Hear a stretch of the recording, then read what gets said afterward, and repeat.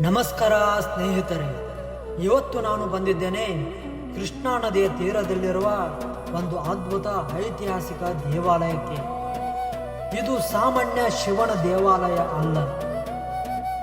ಇದು ಕೋಪಗೊಂಡ ಶಿವನ ಕಥೆ ಹೇಳುವ ದೇವಾಲಯ. ಇದು ಖಿದ್ರಾಪುರದ ಪ್ರಸಿದ್ಧ ಕೋಪೇಶ್ವರನ ದೇವಸ್ಥಾನ. ಈ ದೇವಾಲಯವನ್ನು ಸುಮಾರು 900 ವರ್ಷಗಳ ಹಿಂದೆ ನಿರ್ಮಿಸಲಾಗಿದೆ. ಶಿಲ್ಹಾರ ರಾಜರು 11ನೇ 12ನೇ ಶತಮಾನದಲ್ಲಿ ಈ ಅದ್ಭುತ ಕಲಾಕೃತಿಯನ್ನು ಕಟ್ಟಿಸಿದರು. ಈ ಕಲ್ಲುಗಳು ಮಾತಾಡುತ್ತವೆ. ಪ್ರತಿಯೊಂದು ಶಿಲ್ಪವು ಒಂದು ಕತೆ ಹೇಳುತ್ತದೆ. ನೋಡಿ ಸ್ನೇಹಿತರೆ, ಎಷ್ಟು ನಿಖರವಾದ ಕೆತ್ತನೆ.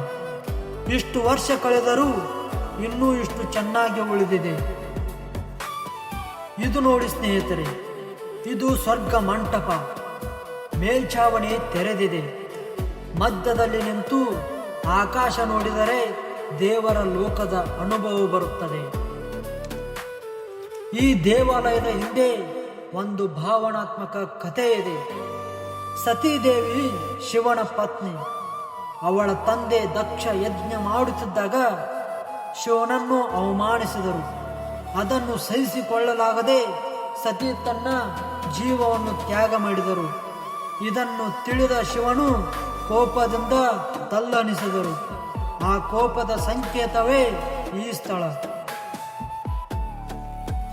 ಇಲ್ಲಿ 48 ಕಲ್ಲಿನ ಸ್ತಂಭಗಳಿವೆ. ಪ್ರತಿಯೊಂದು ವಿಭಿನ್ನ ವಿನ್ಯಾಸ. ಮತ್ತು ವಿಶೇಷ ಏನು ಗೊತ್ತಾ, ಇಲ್ಲಿ ನಂದಿ ಇಲ್ಲ. ಸಾಮಾನ್ಯ ಶಿವನ ದೇವಾಲಯಗಳಲ್ಲಿ ನಂದಿ ಇರುತ್ತಾನೆ, ಆದರೆ ಇಲ್ಲಿ ಇಲ್ಲ. ಇದಾಗಿತ್ತು ಈ ದೇವಾಲಯದ ಅತಿ ದೊಡ್ಡ ವಿಶೇಷತೆ. ಇಲ್ಲಿ ಬಂದಾಗ ಒಂದು ವಿಭಿನ್ನ ಶಾಂತಿಯ ಅನುಭವವಾಗುತ್ತದೆ. ಶಿವನ ಕೋಪದಿಂದ ಶಾಂತಿಗೆ ಬಂದ ಕತೆ ನಮಗೆ ಒಂದು ಪಾಠ ಕಲಿಸುತ್ತದೆ. ಕೋಪ ಎಷ್ಟು ದೊಡ್ಡದಾಗಿದ್ದರೂ ಶಾಂತಿ ಮಾತ್ರ ಶಾಶ್ವತ.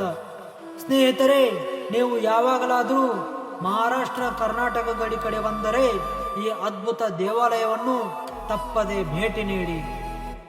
ಇದು ಕೇವಲ ದೇವಸ್ಥಾನ ಅಲ್ಲ, ಇದು ಭಾವನೆ, ಇತಿಹಾಸ ಮತ್ತು ಶಾಂತಿಯ ಸಂಕೇತ. ಈ ವಿಡಿಯೋ ಇಷ್ಟವಾದರೆ ಲೈಕ್ ಮತ್ತು ಶೇರ್ ಮಾಡಿ. ಮತ್ತಷ್ಟು ಇಂಥ ವ್ಲಾಗ್ ವಿಡಿಯೋಗಳಿಗಾಗಿ ಸಬ್ಸ್ಕ್ರೈಬ್ ಮಾಡೋದನ್ನು ಮರಿಬೇಡಿ. ಮತ್ತೊಂದು ವ್ಲಾಗ್ ವಿಡಿಯೋದಲ್ಲಿ ಎಲ್ಲರೂ ಭೇಟಿಯಾಗೋಣ. ಧನ್ಯವಾದಗಳು.